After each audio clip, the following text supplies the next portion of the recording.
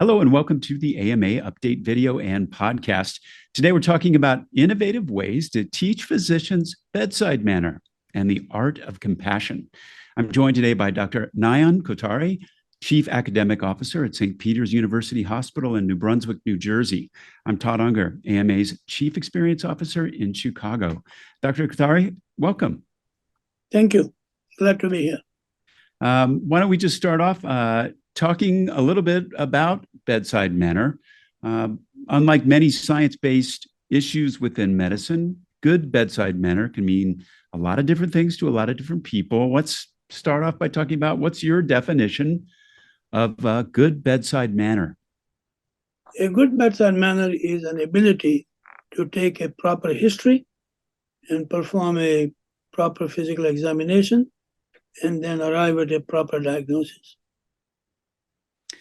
Studies have shown that if you do that, you will get 85% to 90% of the diagnosis on almost anyone.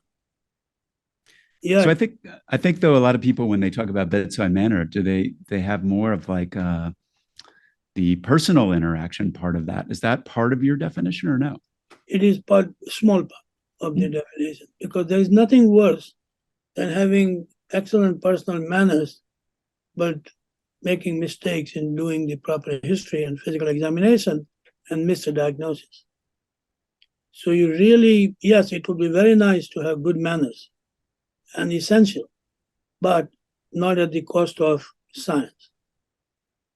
Interesting. I think that that's probably an interesting way for people to recast the whole idea of what bedside manner is. Before we talk about the how, let's start by talking about the why.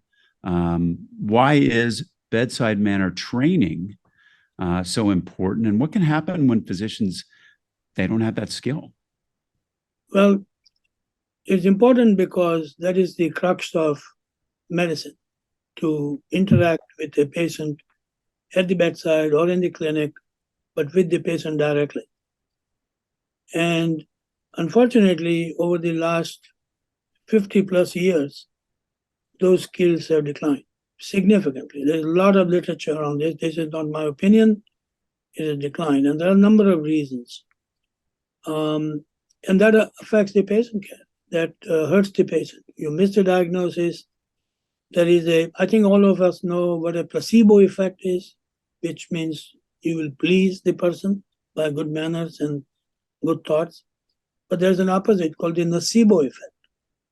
And that is when you are rude to a patient, when you are abrupt with a patient, the therapeutic value goes away or diminishes. And bedside manners would incorporate all those elements into conversation. So bedside manners, I'm sorry.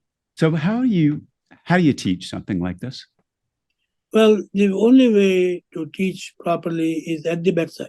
You cannot teach any other way. But like anything else, simulation now has entered in medicine. We are late in medicine.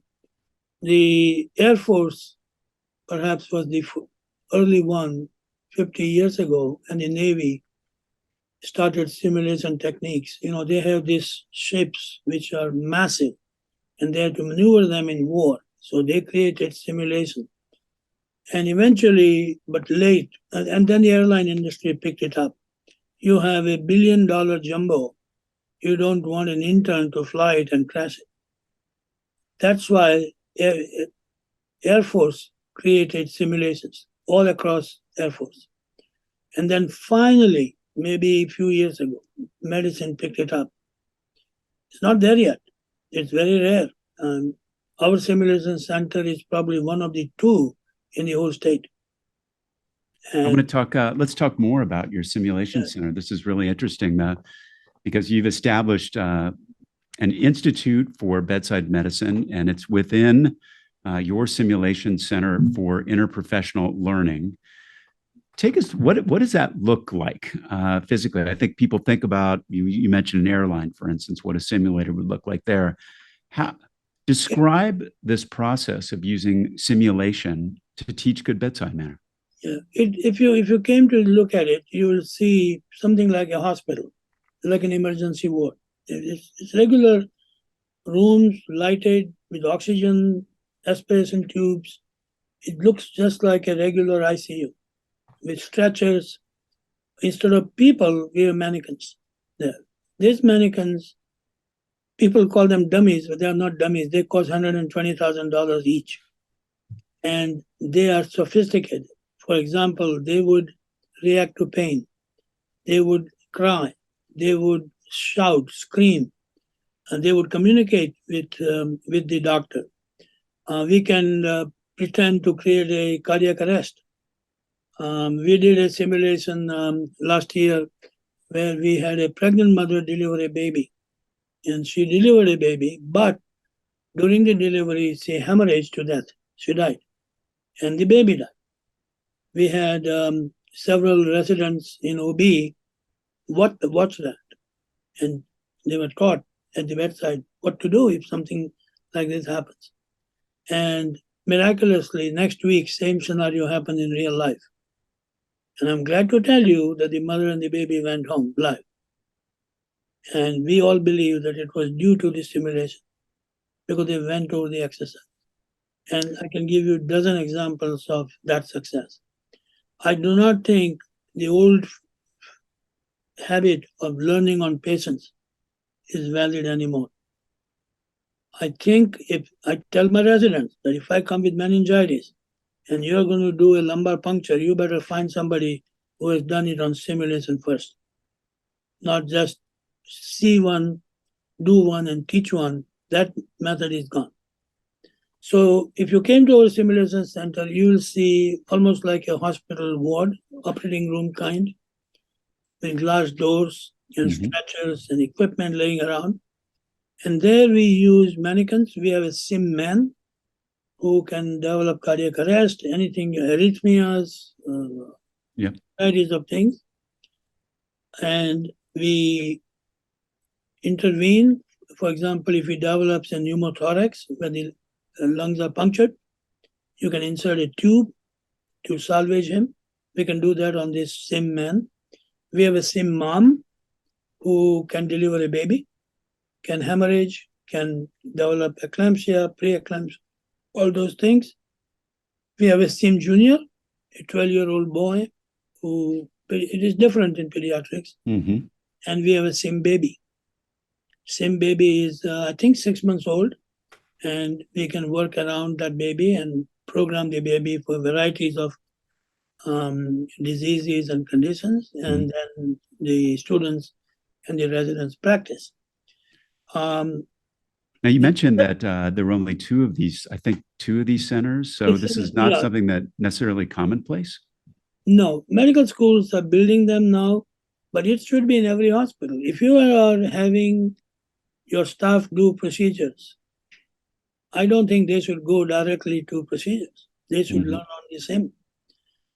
But the second part of the SIM center is I'm more proud of is the Institute for Bedside Medicine.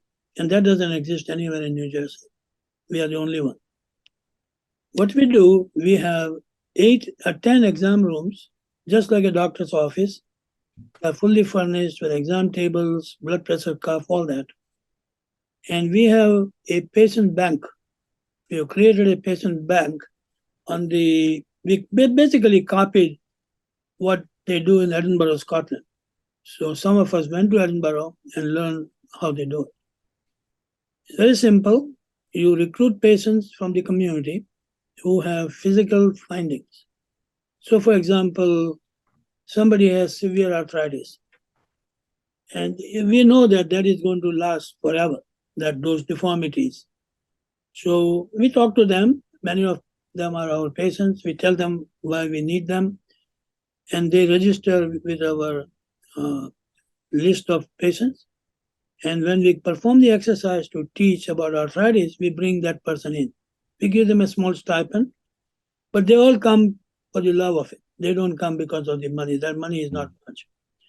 And we do these exercises along with our colleagues in Scotland, Edinburgh, Scotland, because we couldn't find a good partner here in the United States. We do work with Stanford and Hopkins. They are doing this very similar things. So there's a good partnership.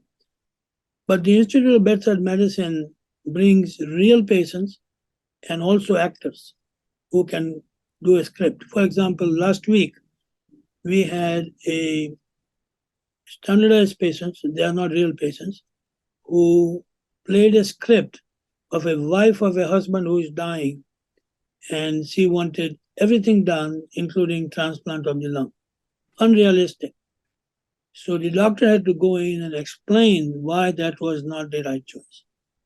It's a very difficult situation to tell a wife who is desperate that your husband is going to die in 2 days. So we do Well, this. Well, that brings me to kind of my other question then, which back to bedside manner and the way that you've defined it here. But the flip side of that is around issues around communication and empathy. When you're in simulation world, is that hard to teach that part of this, or kind of more to the story you just told? Is that also part of the lesson? It's not hard to teach, but you have to teach it properly by experts who know these things, and you have to do it repeatedly. Like any skill, you have to do what we call deliberate practice. So you are taught in a didactic manner first. So before we start the teaching exercise, for 20 minutes, we will go over the basics. Why we are doing this, what is the science behind it. Then we bring in a standardized patient, and the resident engages that patient on the script, and 2 or 3 faculty members watch him and call timeout now and then and interrupt and say, okay, what was right here, what was wrong here. And there are about 17 or 18 residents, students sitting there. So it's a very interactive, sometimes highly charged environment. It is in practice, not when we do it really. And then they practice in different levels with different patients. We also ask the opinion of the patient. How did you feel about it? They fill out a form, evaluation form. And one question we ask is that, do you wish that this doctor takes care of you? And that feedback is powerful, very powerful. The resident may have done everything right, but the answer to the last question is no, then we know there is a problem. What's the most difficult thing or situation in terms of bedside manner communication that you have to teach students? To be patient and to be thorough. They are always in a hurry because the way in which hospitals work, everybody is in a hurry. You cannot just go on around and, oh, by the way, I'm going to talk to your father. Appointment has to be made. Quiet room has to be. Try to obtain a quiet room in a hospital. It's impossible. Quiet room has to be obtained. We recommend that you bring some water or something. The normal things which you and I would do if we went to each other's home. Just plain, simple manners. We even have a box of tissues because somebody is going to cry. So we make it available. But these are small things, but they're important things in aggregate. Is that really part of the delivery of call it bad news, I guess? Is that? Yeah. So we go with it. We had a station on a breast cancer. The lady goes through a biopsy of the breast because of the abnormal mammogram, and she has a adenocarcinoma of the breast. She's here now to hear the news. And that's a powerful station because there's one thing which freaks out a woman is the mammogram. They worry about it. And now doctor is calling, something must be wrong. How do you break that news that you have cancer? So there's a whole script for that. What kind of cancer? What does it mean? What about these new fancy drugs? What are we going to do? Do I need a mastectomy? Do I need radiation? Do I need chemotherapy? All that is discussed in a very controlled environment. That is the key. And the attending physicians, faculty are there to guide them. If they use a jargon, they immediately stop. Don't use this. For example, a simple example of a jargon is almost a comedy. Residents will say, we are going to give you radiation. Now, radiation to many people means Hiroshima or something of that sort. But they have to modify the term so that they don't get panicky about, oh my God, they're going to Mhm. cut my breast out, they're going to burn it, and all that kind of thing. So we predict the responses of the patients, real patients, and then accordingly modify. It works, I can tell you that. Any final thoughts about the importance of getting folks to adopt a better bedside manner training and communication? I think it is going to spread slowly. In last few years, I've been doing this. I already have about three major universities and two residency programs like ours doing it. We are collaborating it, but this is a vast country. You cannot just change that. Something has to come from center, like AMA, ACP, whichever, it doesn't matter to me, but that needs to be. And I'm glad that AMA has started certain programming for bedside medicine. So does the ACGME. They have started Joy of Medicine, because Joy of Medicine is gone. And what little was there, the COVID destroyed it. Because of COVID, it is now okay not to examine your patient. Mm. It should never be okay. Well, thank you so much, Dr. Kothari, for being here today, for sharing that very important and interesting perspective. We'll be back soon with another AMA update. You can find all our videos and podcasts at ama-assn.org/podcast. Thanks for joining us today. Please take care.